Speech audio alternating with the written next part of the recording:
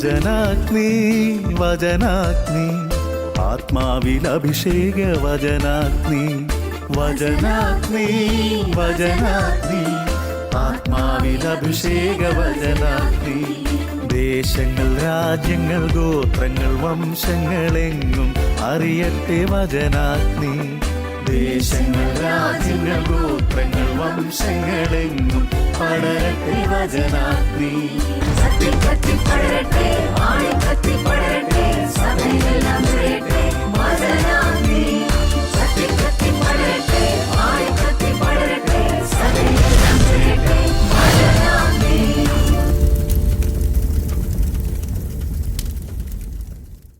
യേശുവിൽ ഏറ്റവും പ്രിയപ്പെട്ട എൻ്റെ സഹോദരി സഹോദരന്മാരെ, നിങ്ങളെ ഏവരെയും ഏറെ സ്നേഹത്തോടെ യേശുനാമത്തിൽ ഈ വചന ശുശ്രൂഷയിലേക്ക് സ്വാഗതം ചെയ്യുന്നു.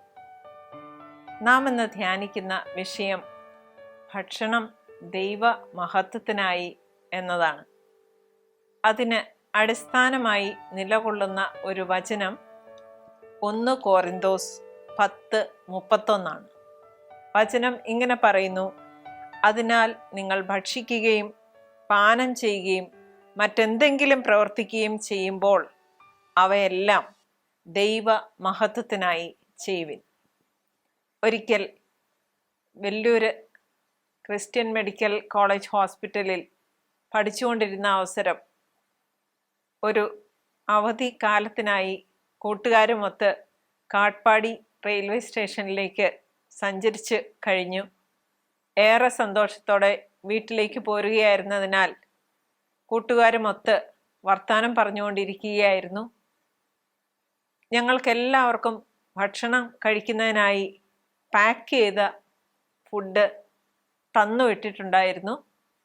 ഹോസ്റ്റലിൽ നിന്നുള്ള ഭക്ഷണമായിരുന്നു. രാത്രിയിലത്തെ ട്രെയിനാണ് ഞങ്ങൾ അവിടുന്ന് പോരുക. രാവിലെ ആകുമ്പോൾ നാട്ടിലെത്തും. വീട്ടിലേക്ക് പോരുന്ന ആ ഒരു എക്സൈറ്റ്മെൻറ്റിൽ പലർക്കും ഭക്ഷണം കഴിക്കണം എന്ന് തന്നെ തോന്നിയില്ല. എന്നാൽ പാഴ്സലായിട്ട് വാങ്ങിച്ചുകൊണ്ട് വന്ന ഭക്ഷണം കയ്യിലുള്ളത് ഞങ്ങൾ കുറച്ച് കുട്ടികൾ ഒന്നിച്ചിരുന്ന് റെയിൽവേ സ്റ്റേഷനിൽ തന്നെ ഇരുന്ന് ഭക്ഷണം കഴിക്കുകയുണ്ടായി. മറ്റു ചിലർ ട്രെയിനിനുള്ളിൽ കടന്നിട്ട് അതിനുള്ളിൽ കയറി ഇരുന്നിട്ട് കഴിക്കാം എന്ന് വിചാരിച്ചിരിക്കുന്നു. ഇനിയും കുറച്ചു പേർക്ക് ആ ഭക്ഷണം വേണ്ട എന്നുള്ള നിലയിലാണ് ഇരിപ്പ്. ട്രെയിൻ വന്നു. ഞങ്ങൾ ട്രെയിനിൽ കയറി. ഈ ഭക്ഷണം വേണ്ട എന്ന് വിചാരിച്ചിരുന്ന 3 കൂട്ടുകാരുണ്ടായിരുന്നു ഞങ്ങൾക്ക്. അപ്പോൾ വണ്ടി പതുക്കെ നീങ്ങി തുടങ്ങിയ ഒരു സമയം, അന്നൊക്കെ ഡോറിൻ്റെ സൈഡിൽ നിന്ന് ടാറ്റ എന്നിങ്ങനെയൊക്കെ റെയിൽവേ സ്റ്റേഷന് കൊടുക്കും. നമ്മളെ വീട്ടിൽ പോരുന്നതിൻ്റെ ആ ഒരു സന്തോഷത്തിൻ്റെ കൂടുതലാണ്. അങ്ങനെ നിന്നപ്പോൾ ഞാനൊരു കാര്യം ശ്രദ്ധിക്കുകയുണ്ടായി. ഞങ്ങളുടെ ഈ 3 കൂട്ടുകാർ ഭക്ഷണപ്പൊതികൾ ട്രെയിൻ പതുക്കെ മൂവ് ചെയ്ത സമയത്ത് താഴെ പ്ലാറ്റ്ഫോമിലേക്ക് ഇടുകയാണ്. ഞാനിങ്ങനെ ശ്രദ്ധിച്ച് നോക്കിക്കൊണ്ട് നിന്ന ഒരു സമയം, ഒരു 5 മുതൽ 10 വയസ്സ് വരെ പ്രായമുള്ള കുറേ തമിഴ് കുട്ടികൾ ഓടി വരുന്നത് കണ്ടു. അവർ 5 പേരുണ്ടായിരുന്നു. ആദ്യം വന്ന 3 പേര് ഈ ഭക്ഷണപ്പൊതി കൈക്കലാക്കി. ഞാനിങ്ങനെ ശ്രദ്ധിച്ച് നോക്കിക്കൊണ്ടിരുന്നു. ട്രെയിൻ പതുക്കെ പ്ലാറ്റ്ഫോം വിട്ടിരുന്നു. അതിലൊരു കാല് വയ്യാത്ത ഒരു അല്പം മുടന്തുള്ള ഒരു കുട്ടിയുണ്ടായിരുന്നു. ആ കുട്ടി ഓടി വന്ന് ആദ്യം ഭക്ഷണപ്പൊതി കിട്ടിയ കുട്ടിയുടെ പൊതിയിൽ കയറി പിടിച്ചു. ഉന്തും തള്ളുമായി ആദ്യം ഭക്ഷണപ്പൊതി കിട്ടിയ അല്പം പ്രായത്തിൽ കൂടുതലുണ്ടായിരുന്ന ഒരു കുട്ടി ഈ കാല് വയ്യാത്ത കുട്ടിയെ ഉന്തി താഴേക്കിടുന്ന രംഗമാണ് ഞാൻ കാണുന്നത്. ഏറെ വിഷമം തോന്നി. ഭക്ഷണപ്പൊതിക്കായി കടിപിടി കൂടുന്ന പാവപ്പെട്ട കുട്ടികൾ. ഈ ഒരു കാഴ്ച എൻ്റെ അന്ന് പഠിച്ചുകൊണ്ടിരിക്കുന്ന ഒരു വിദ്യാർത്ഥിനിയാണ് ഞാൻ. എൻ്റെ മനസ്സിനെ വല്ലാതെ ഉലയ്ക്കാൻ തുടങ്ങി. അന്ന് ഞാൻ ചിന്തിച്ചു തുടങ്ങി, ഭക്ഷണത്തിനായി കഷ്ടപ്പെടുന്ന കുട്ടികളുടെ ബുദ്ധിമുട്ട്. നാം എത്രയോ ഭക്ഷണ പൊതികൾ, ഭക്ഷണ വസ്തുക്കൾ ആവശ്യമില്ലാത്തതിൻ്റെ പേരിൽ ഉപേക്ഷിക്കുകയും വലിച്ചെറിയുകയും ചെയ്യുന്നുണ്ട്. പക്ഷേ തീർച്ചയായും അതിനുവേണ്ടി വിഷമിക്കുന്ന ഒരു കുട്ടികളുടെ ഒരു നേർക്കാഴ്ച കാണാനിടയായപ്പോൾ അന്ന് എടുത്ത തീരുമാനമാണ് യാതൊരു ഭക്ഷണവും വേസ്റ്റ് ആക്കാൻ ഒരു നിവൃത്തിയുണ്ടെങ്കിൽ സമ്മതിക്കില്ല എന്നുള്ളത്. ഇന്നും അത് പ്രാക്ടീസ് ചെയ്യുന്ന ഒരു വിഷയത്തിലേക്കാണ് ഞാൻ കടന്നുകൊണ്ടിരിക്കുന്നത്. ഇനിയും ഒരു സംഭവം എൻ്റെ ശ്രദ്ധയിൽ ഏകദേശം 2 വർഷങ്ങൾക്ക് മുമ്പ് പെടുകയുണ്ടായി. ഒരു ദിവസം കോട്ടയം റെയിൽവേ സ്റ്റേഷനിൽ എറണാകുളത്തിന് പോകാനായി രാവിലത്തെ പാസഞ്ചർ ട്രെയിൻ വരാനായി ബെഞ്ചിൽ ഇരുന്ന് വെയിറ്റ് ചെയ്തിരിക്കുന്ന സമയം 2ാം നമ്പർ പ്ലാറ്റ്ഫോമിലാണ് പാസഞ്ചർ വരുന്നത്. അവിടെ ഇരുന്നാൽ ഓപ്പോസിറ്റുള്ള 1ാം നമ്പർ പ്ലാറ്റ്ഫോമിലെ കാഴ്ചകളെല്ലാം നന്നായി കാണാൻ സാധിക്കും. ഞാൻ ഏറെ ശ്രദ്ധിച്ച ഒരു കാര്യമുണ്ട്. അല്പം മാനസിക വിഭ്രാന്തിയുള്ള ഒരു മനുഷ്യൻ, ഏറെ ഹൃദയത്തെ സ്പർശിച്ച, ഇന്ന് ഓർക്കുമ്പോൾ കണ്ണ് നിറയുന്ന ഒരു രംഗമാണ് എനിക്ക് കാണാൻ സാധിച്ചത്. ആ മനുഷ്യൻ ഇരുന്ന് നിരങ്ങി വന്നിട്ട് ഓരോ വേസ്റ്റ് ബിന്നും, അല്പം വലിയ വേസ്റ്റ് ബിന്നാണ്, അത് തുറന്ന് അതിൻ്റെ ഉള്ളിൽ നിന്ന് ബാക്കിയുള്ള ആളുകൾ കാപ്പി കുടിച്ച ഗ്ലാസ്, അതിലൊരു ഗ്ലാസ് എടുത്ത് ബാക്കി എല്ലാ ഗ്ലാസിൻ്റെയും ഏറ്റവും അടിഭാഗത്തായിട്ട് അവശേഷിച്ചിരിക്കുന്ന കുറച്ച് കാപ്പി ഈ ഒരു ഗ്ലാസ്സിലോട്ട് ഒഴിക്കുന്നു. ഒരു 1/4 ഗ്ലാസോളം നിറയുന്നു. ആ വേസ്റ്റ് ബിൻ കഴിഞ്ഞ് കുറേ അങ്ങ് മാറി RMS എന്നൊക്കെ പറയും, അവിടെ മെയിൽ സർവീസ് ഉള്ള ഏരിയയിലെ അടുത്ത വേസ്റ്റ് ബിൻ വരെ ഈ മനുഷ്യൻ ഇങ്ങനെ നിരങ്ങി ചെല്ലുന്നു. അത് തുറക്കുന്നു, അതിൽ നിന്ന് കാപ്പി എടുത്ത്, അത്രയുള്ള എനിക്ക് കാണാൻ സാധിച്ചുള്ളൂ. അപ്പോഴേക്കും ഞാൻ പോകേണ്ട ട്രെയിൻ വന്നു. ഏകദേശം 1/2 ഗ്ലാസോളം കാപ്പി അയാൾക്ക് കിട്ടി. ആ കാപ്പി അയാൾ കുടിക്കുന്നു. ഏറെ മനസ്സിനെ ഉലച്ച ഒരു രംഗം ആണ് അത്. ഇന്നും എൻ്റെ ഓർമ്മയിൽ വളരെ ക്ലിയർ ആയിട്ട് നിൽക്കുകയാണ്. നമ്മൾ എത്രയോ ഗ്ലാസ് കാപ്പി രുചിയില്ല, മധുരമില്ല, കടുപ്പമില്ല, അല്ലെങ്കിൽ കടുപ്പം കൂടി എന്നൊക്കെ പറഞ്ഞ് കളയാറുണ്ട്. ദരിദ്രരായ മനുഷ്യരുടെ കഷ്ടപ്പാടിൻ്റെ നേർചിത്രങ്ങൾ തീർച്ചയായും നമ്മുടെ കണ്ണിൽ പതിയുമ്പോൾ ദൈവം ഒരു മെസ്സേജ് തരാനായിട്ട് ഉദ്ദേശിക്കുന്നുണ്ട് എന്നതിൽ യാതൊരു സംശയവുമില്ല. ശരിക്കും ഹോസ്റ്റലിലൊക്കെ പഠിച്ചിരുന്നപ്പോൾ അധികം ഭക്ഷണ വസ്തുക്കൾ വേസ്റ്റ് ആക്കുന്നത് ഞാൻ കാണാറുണ്ടായിരുന്നു. വലിയ ബിന്നിൽ നിറച്ച് ഭക്ഷണ സാധനങ്ങൾ നിറച്ച് വെളിയിൽ കൊട്ടിക്കളയുന്നതിനായിട്ട് കൊണ്ടുപോകുന്നതും കാണാറുണ്ടായിരുന്നു. ചിന്തിക്കേണ്ടിയിരിക്കുന്നു, എത്രയോ ആളുകൾ ഒരു നേരത്തെ ഭക്ഷണത്തിനായി ഏറെ കഷ്ടപ്പെടുന്നുണ്ട്. നമുക്ക് ഭക്ഷണം ലഭിക്കുന്നെങ്കിൽ അത് ദൈവത്തിൻ്റെ അനുഗ്രഹം തന്നെയാണ്. നമുക്ക് ഏവർക്കും അറിയാം, ഭക്ഷണ കാര്യത്തിൽ ഏറെ നിർബന്ധമുള്ള വ്യക്തികൾ ധാരാളമുള്ള ഒരു സമൂഹത്തിലാണ് നാം ജീവിക്കുന്നത്. ഇന്ന കാരണം കൊണ്ട് ഈ ഭക്ഷണത്തിന് രുചിയില്ല, അതുകൊണ്ട് ഇത് വേണ്ട, വീട്ടിലുണ്ടാക്കിയ ഭക്ഷണത്തിന് രുചിയില്ല, അതുകൊണ്ട് വെളിയിൽ നിന്ന് കഴിക്കുന്നു തുടങ്ങി ഒരുപാട് മോശം ശീലങ്ങളും. എന്നാൽ അതേസമയം ഭക്ഷണത്തിൻ്റെ വില അറിയാമായിരുന്നിട്ടും പട്ടിണി കിടക്കേണ്ടി വരുന്ന ആൾക്കാരും ഉള്ള ഒരു സമൂഹത്തിലാണ് നാം ജീവിക്കുന്നത്. ആത്മീയമായി നമുക്കിതേപ്പറ്റി ഒന്ന് ചിന്തിച്ച് നോക്കാം. അപ്പോൾ നമ്മൾ ഇന്ന് കണ്ട വചനം, ഇന്നത്തെ വിഷയത്തിന് ആധാരമായി നിലകൊള്ളുന്ന വചനം ഇങ്ങനെ പറയുന്നു: നിങ്ങൾ ഭക്ഷിക്കുകയോ പാനം ചെയ്യുകയോ മറ്റെന്തെങ്കിലും പ്രവർത്തിക്കുകയോ ചെയ്യുമ്പോൾ അവയെല്ലാം ദൈവമഹത്വത്തിനായി ചെയ്യുവിൻ. എനിക്ക് ഏറ്റവും പരിചയമുള്ള ഒരു മുതിർന്ന സ്ത്രീ, ഒരു അമ്മച്ചി, ഇന്ന ഭക്ഷണം കഴിച്ചാൽ ഗ്യാസാണ്, അതുകൊണ്ട് ഇത് കഴിക്കാൻ പാടില്ല, ഇന്ന തോരൻ തേങ്ങ ഇട്ട് വെച്ചാൽ ഇങ്ങനെയാണ് പ്രശ്നം, അതുകൊണ്ട് അത് ഒഴിവാക്കുന്നു, മുളക് കൂടുതൽ ഇട്ടാൽ ഇതാണ് പ്രശ്നം, ഇട്ടില്ലെങ്കിൽ ഇതാണ് പ്രശ്നം. ഇതെല്ലാം എന്തുകൊണ്ടാണെന്ന് ചിന്തിച്ചിട്ടുണ്ടോ? വിശപ്പിൻ്റെ വില അറിയുന്നവർക്ക് രുചി നോക്കാനുള്ള അവസരം ഇല്ല എന്നത് വാസ്തവമാണ്. നാം അത് മനസ്സിലാക്കിയേ മതിയാകൂ. എന്തുകൊണ്ടാണ് ഈ രീതിയിലുള്ള ഭക്ഷണശീലങ്ങളിലേക്ക് നാം കടക്കുന്നത്? ഞാൻ ആദ്യം പറഞ്ഞ ആ 2 എക്സ്പീരിയൻസിൻ്റെ അടിസ്ഥാനത്തിൽ ഏറ്റവും ആദ്യം പഠിച്ചുകൊണ്ടിരുന്നപ്പോൾ തന്നെ ഞാനൊരു തീരുമാനം എടുത്തിരുന്നു. ഭക്ഷണത്തിന് കുറ്റം പറയത്തില്ല എന്നുള്ള തീരുമാനം. ഇന്നും പ്രാവർത്തികമാക്കുന്ന ഒരു ശീലമായതുകൊണ്ടാണ് ഞാൻ പറയുന്നത്. ഒരു ഭക്ഷണം ഇല്ലെങ്കിൽ ഒരു അല്പം കഞ്ഞിയും അച്ചാറും ആണെങ്കിലും എനിക്ക് ഭക്ഷണം ഇറങ്ങും, യാതൊരു ബുദ്ധിമുട്ടും ഉണ്ടാകത്തില്ല. ദൈവത്തിന് നന്ദി പറഞ്ഞ ഭക്ഷണം കഴിക്കാൻ സാധിക്കും. അതേസമയം മുന്തിയ വിരുന്നുകളിൽ പങ്കെടുക്കേണ്ടി വരുമ്പോഴും ദൈവത്തിന് നന്ദി പറഞ്ഞ് ആ ഭക്ഷണം എല്ലാം രുചിയോടെ കഴിക്കാൻ എനിക്ക് ആകുന്നുണ്ട്. ഭക്ഷണത്തെപ്പറ്റി പരാതി പറയില്ല എന്നുള്ള ഒരു തീരുമാനം എടുത്തു, ദൈവത്തിന് മുമ്പിൽ സമർപ്പിച്ചു. ഇന്നും ഭക്ഷണ കാര്യത്തിൽ യാതൊരു നിർബന്ധവും ഇല്ലാതെ മുന്നോട്ട് പോകാനുള്ള ഒരു വലിയ ദൈവാനുഗ്രഹം ദൈവം തന്നിരിക്കുകയാണ്. നല്ല ഭക്ഷണം കിട്ടിയാൽ നന്ദി പറഞ്ഞ് സ്തുതിച്ചുകൊണ്ട് കഴിക്കുക. ഭക്ഷണത്തിൻ്റെ ഐറ്റംസ് കുറഞ്ഞാലും ദൈവമേ ഇത് തന്നല്ലോ എന്ന് നന്ദി പറഞ്ഞ് കഴിക്കാനായിട്ട് നമുക്കാവണം. അതുകൊണ്ട് നമ്മുടെ ഇന്നത്തെ ടോപ്പിക്ക് ഭക്ഷണം തന്നെയാണ്. ഒരുപക്ഷെ ഇത് ശ്രവിച്ചുകൊണ്ടിരിക്കുന്ന അനേകർ പല ഭക്ഷണങ്ങളെയും വെറുത്തും ഉപേക്ഷിച്ചും കഴിക്കാൻ വയ്യാതെയും ഒക്കെ ജീവിക്കുന്നുണ്ടാവും. തീർച്ചയായിട്ടും അവർക്ക് ദൈവാനുഗ്രഹം ലഭിക്കുന്ന ഒന്നായി ഇത് മാറട്ടെ. നമ്മുടെ ശരീരം, നമുക്ക് കിട്ടിയിരിക്കുന്ന ഭക്ഷണം, ഇതെല്ലാം ദൈവത്തിൻ്റെ ദാനമാണ്. ഒരു ഭക്ഷണവും കഴിക്കാൻ പാടില്ലാത്തതായി ഈ ലോകത്തിലില്ല. ഞാൻ കൗൺസിലിംഗ് ചെയ്യുമ്പോൾ പല ഫുഡ് അലർജിയുള്ള വ്യക്തികളും അതിനുശേഷം അലർജി കംപ്ലീറ്റ് ആയിട്ട് മാറിപ്പോകുന്നതും ഭക്ഷണം കഴിക്കാൻ തുടങ്ങുന്നതും നേരിട്ട് കാണാൻ എനിക്ക് ഇടയായിട്ടുണ്ട്. അപ്പം ഈ ഒരു വിഷയവുമായി ബന്ധപ്പെട്ട ഏതാനും വചനങ്ങളിലേക്ക് നാം കടക്കുകയാണ്.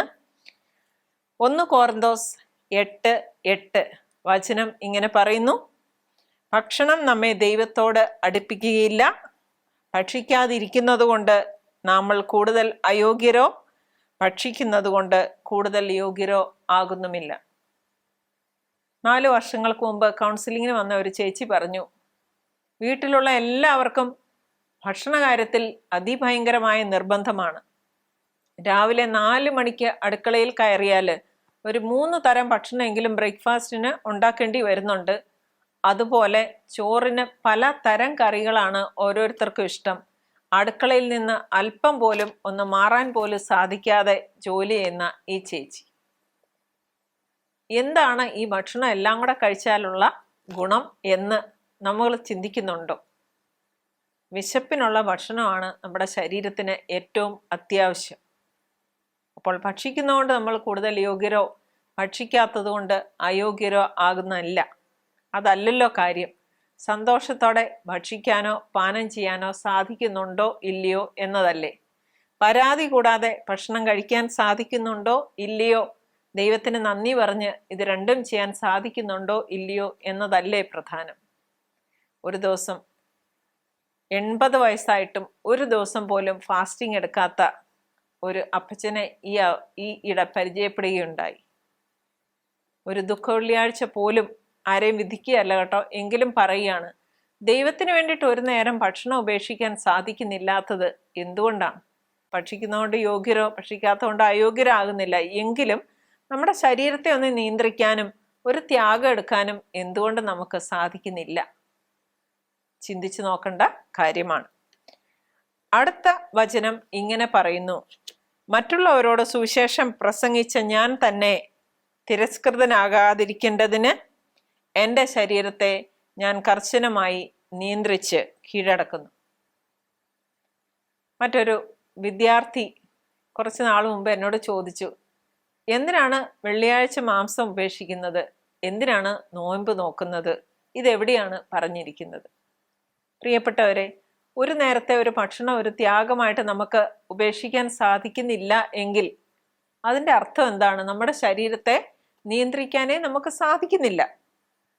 ഏതെങ്കിലും ഒരു കാര്യത്തിൽ ആശയടക്കം അല്ലെങ്കിൽ ഒരു ത്യാഗം, ഇന്ന ഒരു നിയോഗത്തിന് വേണ്ടിയിട്ട് അല്ലെങ്കിൽ ഇന്ന കാര്യത്തിന് വേണ്ടിയിട്ട്, ഇതൊന്നും അല്ലെങ്കിൽ നമ്മളുടെ തന്നെ പരിശുദ്ധാത്മാവ് നിറയുന്നതിന് വേണ്ടിയിട്ട് നമുക്കൊന്ന് ചെയ്യുന്നതിൽ തെറ്റുണ്ടോ?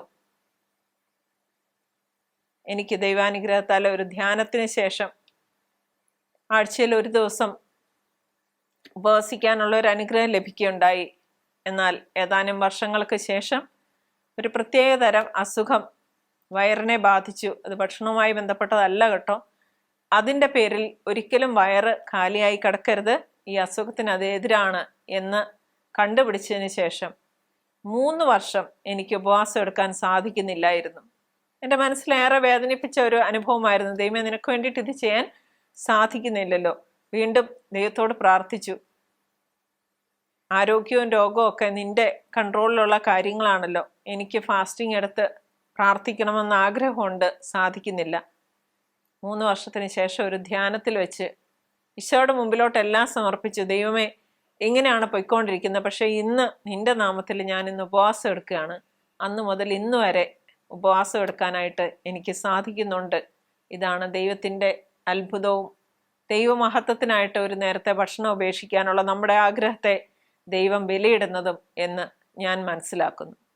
മറ്റൊരു വചനത്തിലേക്ക് നമുക്ക് കടക്കാം. 1 കൊറിന്തോസ് 10 അധ്യായമാണ് നമ്മൾ നോക്കിക്കൊണ്ടിരിക്കുന്നത്. നാം എടുത്ത വചനം എല്ലാം ദൈവമഹത്വത്തിന് എന്നുള്ള വചനവും ഇതിൽ ഉൾപ്പെടുന്നതാണ്. ഇതിൽ 25 വചനം ഇങ്ങനെ പറയുന്നു, ചില ആളുകൾ ഈ മാംസം കഴിക്കാൻ പാടില്ല, ഈ മീൻ കഴിക്കാൻ പാടില്ല, ഈ പരിപ്പ് കഴിക്കാൻ പാടില്ല എന്നൊക്കെ പറയുന്നുണ്ട്. വചനം എന്ത് പറയുന്നു? ചൂടുവെള്ളം മാത്രമേ കുടിക്കാവുള്ളൂ, തണുത്ത വെള്ളം കുടിക്കാൻ പാടില്ല, തിരിച്ചും ഒക്കെ പറയുന്നുണ്ട്.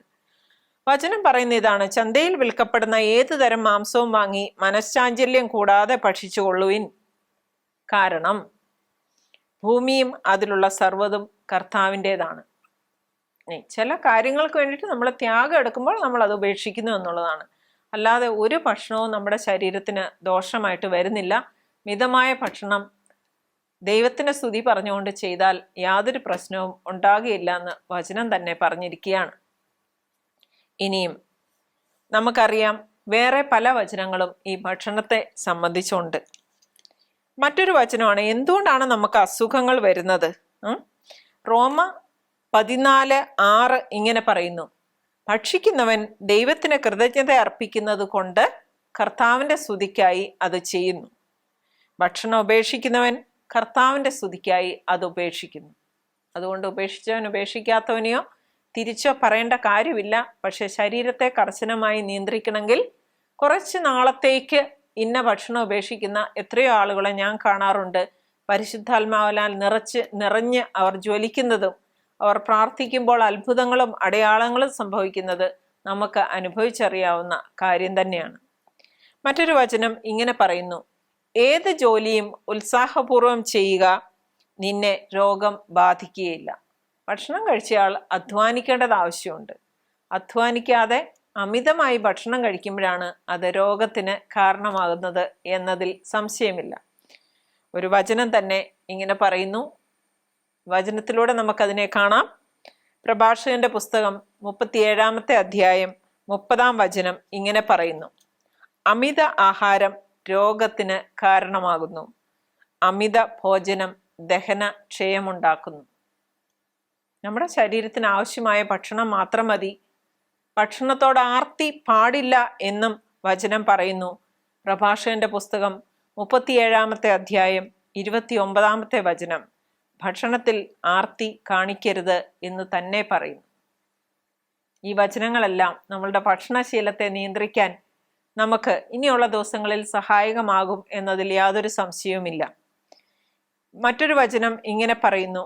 സഭാപ്രസംഗന്റെ പുസ്തകം 2 അധ്യായം 25 വചനം: ദൈവത്തിൽ നിന്നകന്ന് ഭക്ഷിക്കാനോ ആനന്ദിക്കാനോ ആർക്കാണ് കഴിയുക? നല്ലൊരു ഭക്ഷണം കിട്ടിയാൽ സന്തോഷത്തോടെ ദൈവത്തിന് സ്തുതി പറഞ്ഞ് കഴിക്കണമെങ്കിൽ അത് ദൈവത്തോട് ചേർന്ന് നിൽക്കുന്ന ഒരു വ്യക്തിക്ക് സാധിക്കൂ. അല്ലാത്ത പക്ഷം എല്ലാത്തിലും എന്തെങ്കിലും കുറ്റങ്ങൾ കണ്ടുപിടിക്കാനായി അവർ ശ്രമിച്ചുകൊണ്ടേയിരിക്കും. രുചി അവർക്ക് അനുഭവപ്പെടുത്തുമില്ല. വേറൊരു വചനം ഇങ്ങനെ പറയുന്നു. സഭാപ്രസംഗന്റെ പുസ്തകം 3 അധ്യായം 13 വചനം: എല്ലാ മനുഷ്യരും ഭക്ഷിക്കുകയും പാനം ചെയ്യുകയും അധ്വാന ഫലം ആസ്വദിക്കുകയും ചെയ്യുക എന്നത് ദൈവത്തിൻ്റെ ദാനമാണെന്ന് ഞാൻ അറിയുന്നു. നിങ്ങൾക്ക് ഏത് ഭക്ഷണവും കഴിക്കാൻ സാധിക്കുന്നുണ്ടോ? അതിന് രുചി തോന്നുന്നുണ്ടോ? അതിൽ നിങ്ങൾ തൃപ്തനാണോ തൃപ്തയാണോ? ദൈവത്തിൻ്റെ ദാനമാണ്. എല്ലാത്തരം ഭക്ഷണം വെച്ചിട്ടും ഒന്നുപോലും രുചിയായിട്ട് അനുഭവപ്പെടുന്നില്ല, അത് കഴിച്ചാൽ എല്ലാം പ്രശ്നമാണ് എന്നത് ദൈവത്തോട് ചേർന്ന് നിൽക്കാത്തതിൻ്റെ ലക്ഷണം തന്നെയാണ്. പ്രിയപ്പെട്ടവരെ, നാം ഇന്ന് ഭക്ഷണ കാര്യത്തെപ്പറ്റി ഇത്രയും സമയം സംസാരിക്കുകയായിരുന്നു. ഭക്ഷണത്തിൻ്റെ കാര്യത്തിൽ നമ്മുടെ ശീലം എന്താണ് എന്ന് ആത്മപരിശോധന ചെയ്യാനുള്ള ഒരു അവസരമായി ഇത് മാറേണ്ടിയിരിക്കുന്നു. നമുക്ക് ഒരു നേരത്തെ പോലും ഭക്ഷണത്തിന് മുടക്കമില്ലാതെ ലഭിക്കുന്നുണ്ടെങ്കിൽ തീർച്ചയായും നാം എന്തുമാത്രം ദൈവത്തിന് നന്ദി പറയാൻ കടപ്പെട്ടവരാണ്. മനസ്സിനെ ബാധിച്ചിരിക്കുന്ന ചില ചിന്തകൾ അടിവേരോടെ പിഴുതു കളയാൻ ദൈവവചനം നമ്മെ സഹായിക്കും. തീർച്ചയായും കിട്ടുന്ന എല്ലാ ഭക്ഷണവും ദൈവം തന്നതാണ് എന്ന് മനസ്സിലാക്കി കഴിച്ചാൽ നമ്മളുടെ ആവശ്യത്തിൽ കൂടുതൽ ഒരിക്കലും നമുക്ക് വേസ്റ്റാക്കാൻ സാധിക്കില്ല. ഫേസ്ബുക്കിൽ ആരോ പോസ്റ്റ് ചെയ്ത ഒരു കഥ വായിക്കാനിടയായി, ഒരു സംഭവം വായിക്കാനിടയായി. ഒരു മനുഷ്യൻ ഹോട്ടലിൽ കയറി കുറേയേറെ ഭക്ഷണങ്ങൾ ഓർഡർ ചെയ്തു. ഇതിൻ്റെ പകുതി പോലും കഴിക്കാതെ അവിടെ വേസ്റ്റാക്കി വെച്ചിട്ട് വെളിയിലോട്ട് ഇറങ്ങിപ്പോവുകയുണ്ടായി. ആ അവസരത്തിൽ ഈ ഭക്ഷണമെല്ലാം മേശയിൽ നിരത്തിയ ആ മനുഷ്യൻ വന്ന് ഇദ്ദേഹത്തോട് ചോദിച്ചു, താങ്കൾ എന്താണ് ഈ കാണിച്ചത്? ഇത്രയും സാധനം ഓർഡർ ചെയ്ത് ഇതിൻ്റെ ഒന്ന് പോലും കഴിക്കാതെ കുറേ അധികം വേസ്റ്റാക്കി പോയത് എന്തുകൊണ്ടാണ്?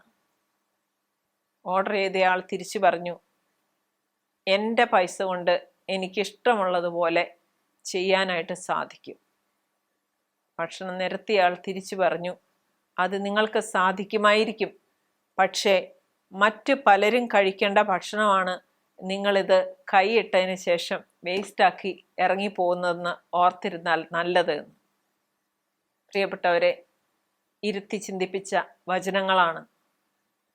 നാം കഴിച്ച് വേസ്റ്റാക്കുന്ന ഓരോ ഭക്ഷണവും നമ്മുടെ രാജ്യത്ത് അനേകർക്ക് പോകേണ്ട ഭക്ഷണമാണ് എന്ന് എപ്പോഴെങ്കിലും നാം ചിന്തിച്ചിട്ടുണ്ടോ?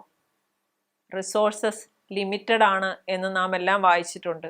ഇത്ര ആൾക്കാർക്കുള്ള അരി, ഇത്ര ആൾക്കാർക്കുള്ള ഭക്ഷണമാണ് ഈ ഒരു രാജ്യത്ത് ഉൽപ്പാദിപ്പിക്കപ്പെടുന്നത്.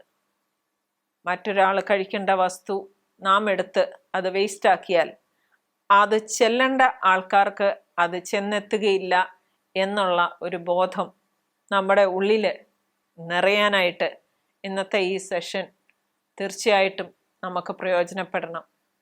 നമുക്കൊന്ന് ആത്മപരിശോധന ചെയ്യാം. എൻ്റെ ഭക്ഷണ രീതി എന്താണ്? എനിക്ക് ലഭിക്കുന്ന ഭക്ഷണത്തിൽ അസംതൃപ്തിയുള്ള വ്യക്തിയാണോ? എല്ലാ കാര്യത്തിലും പരാതി പറയുന്ന ആളാണോ?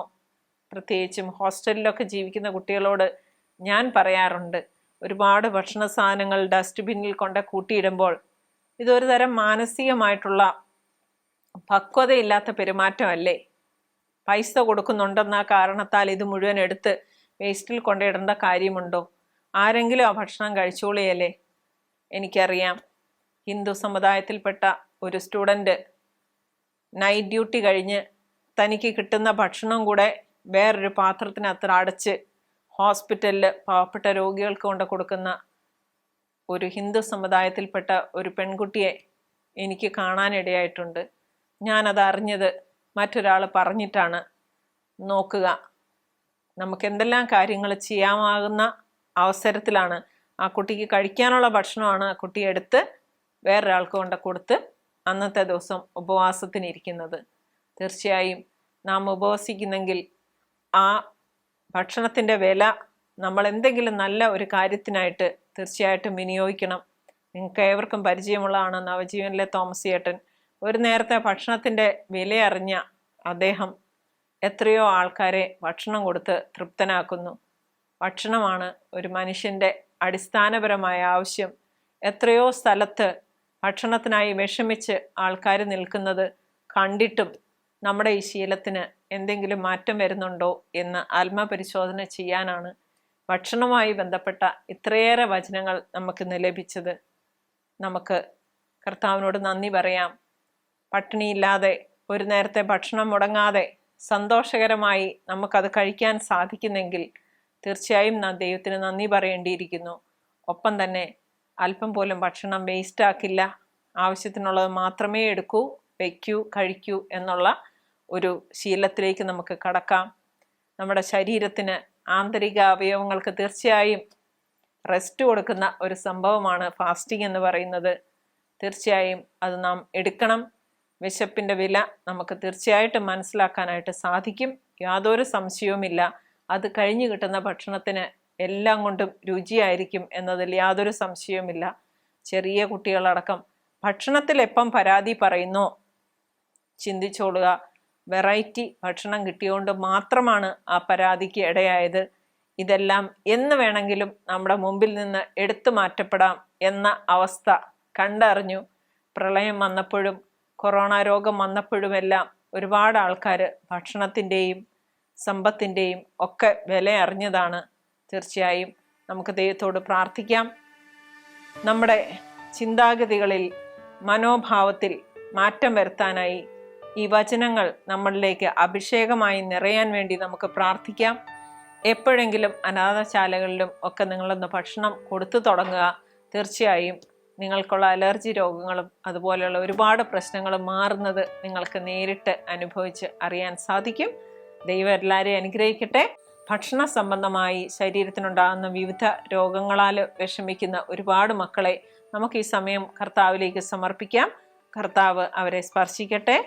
നമുക്ക് പ്രാർത്ഥിക്കാം.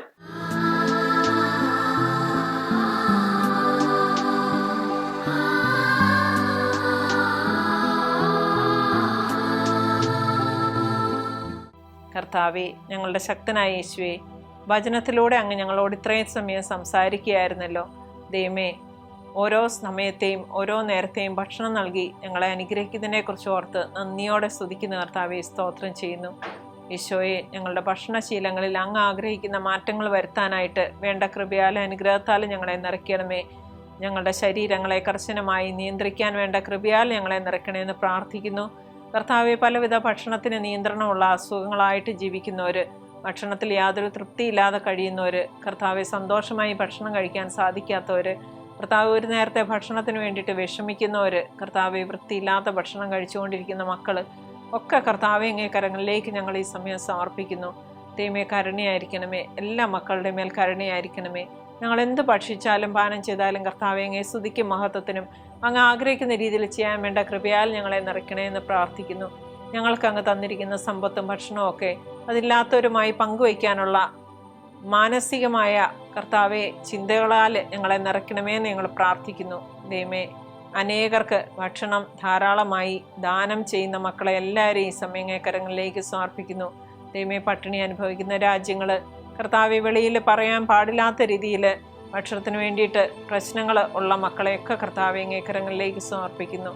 ഈശോയെ, 5 അപ്പം കൊണ്ട് 5000 പേരെ തീറ്റിപ്പോറ്റി അങ്ങ് പട്ടിണികളാൽ വലയുന്ന മക്കളുടെ മേലെ കരുണയായിരിക്കണമെന്ന് വിചാരിക്കുന്നു. അങ്ങയോട് പ്രാർത്ഥിക്കുന്നു. ദൈവമേ, ഈശോയെ, ആ മക്കളെ എല്ലാവരെയും അങ്ങ് അനുഗ്രഹിക്കണമേ. ദൈവമേ, രോഗികളായിട്ട് കഴിയുന്നവരെ, ഭക്ഷണത്തിൻ്റെ നിയന്ത്രണത്തിൽ കഴിയുന്ന മക്കളെ പ്രത്യേകമായി അങ്ങ് സ്പർശിക്കണമേ എന്ന് പ്രാർത്ഥിക്കുന്നു. ഈശോയെ, ഒരിക്കൽ കൂടെ ഞങ്ങൾക്ക് തന്ന എല്ലാ അനുഗ്രഹങ്ങളെക്കുറിച്ച് ഓർത്ത് നന്ദി പറയുന്നു. മറ്റുള്ളവരുമായി പങ്കുവയ്ക്കും തോറും അധികമാകുന്ന അങ്ങയുടെ അനുഗ്രഹം കൈപ്പറ്റാൻ തക്ക രീതിയിൽ ഞങ്ങളുടെ ഭക്ഷണശീലത്തെ മാറ്റണമെന്ന് പ്രാർത്ഥിക്കുന്നു.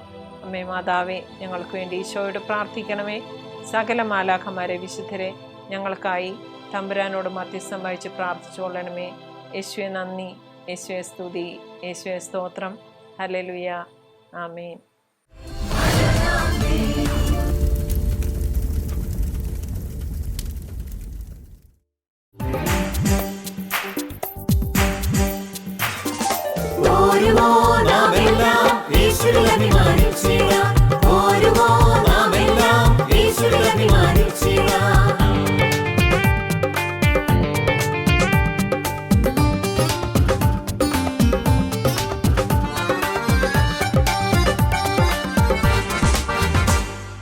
നമ്മുടെ നാഥൻ ഒലിവുമലയിൽ അന്ന് നൽകിയ മിഷൻ ദൂത് തലമുറ തലമുറ കൈമാറി കെടാതെ ഞങ്ങൾ ഘോഷിക്കും, കെടാതെ ഞങ്ങൾ ഘോഷിക്കും.